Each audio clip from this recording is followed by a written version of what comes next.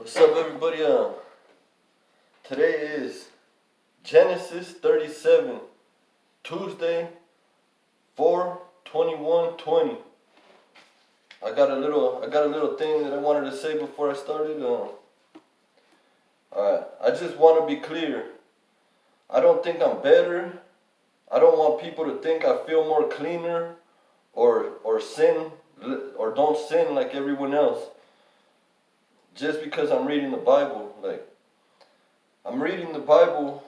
I'm just trying to learn God's ways, get closer to God, and become a better person by His words and teachings.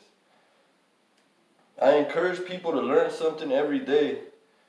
Read a book on something you want to learn about every day. If you want to learn, let's say, how to be an architect or something, get a book about architecture and just read a chapter a day or something. I'm just trying to become a better person with this by reading the Bible. I'm not trying to teach anybody anything. I'm trying to learn with you. I'm reading this Bible with you, and so let's say this takes me like 5 minutes a day to 10 minutes a day, these videos, but after I get done reading it, it sticks with me all day. I'll think about it here and there, and I'll learn from it all day. So I encourage everybody to read something every day, even if it's just 10 minutes a day on what you want to learn.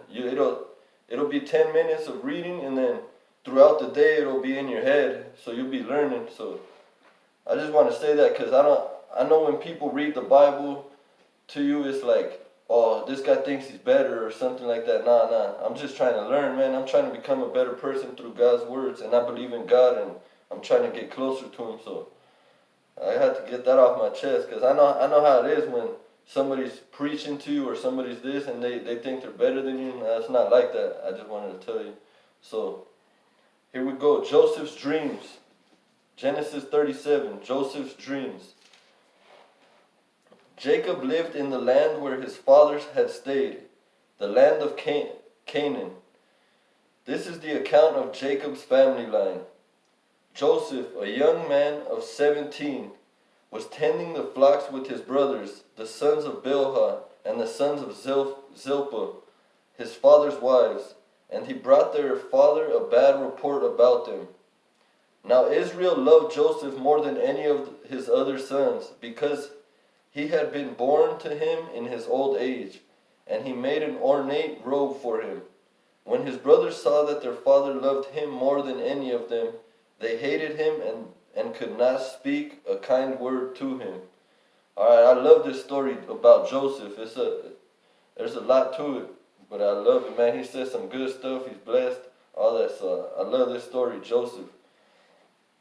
Joseph had a dream, and when he told it to his brothers, they hated him all the more. He said to them, "Listen to this dream I had. We were binding sheaves of grain out of the field, when suddenly my sheaf rose and stood upright, while your sheaves gathered around mine and bowed down to it."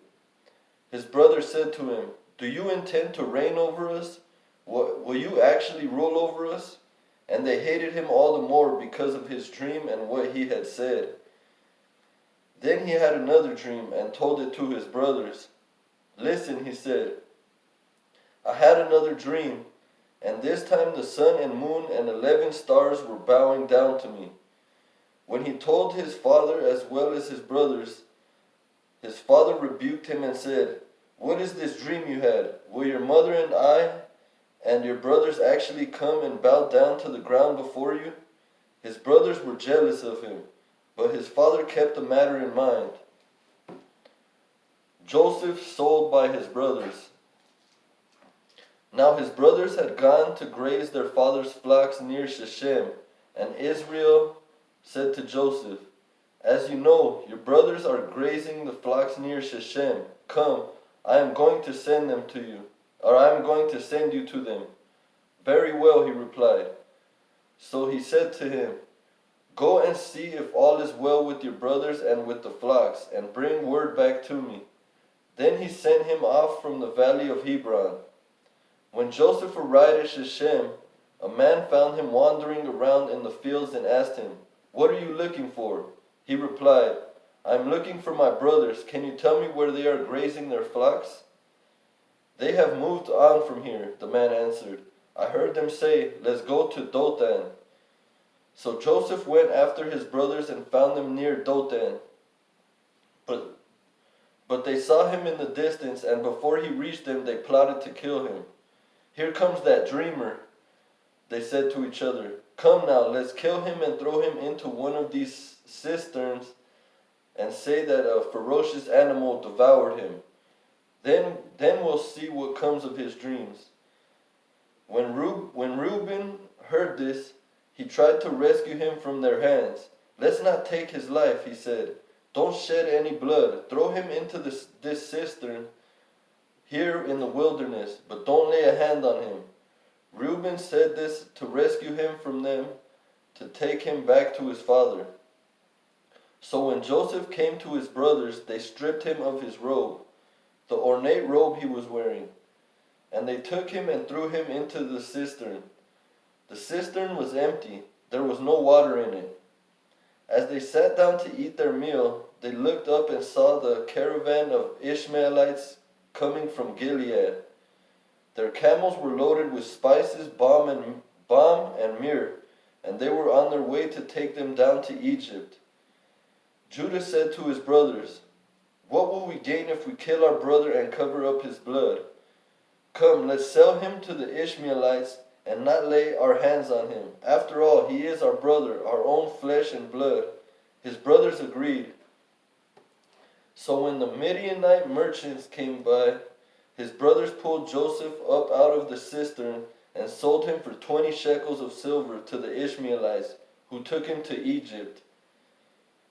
Egypt becomes a big part. This is a big part of the whole God's plan. So when Reuben returned to the cistern and saw that Joseph was not there, he tore his clothes.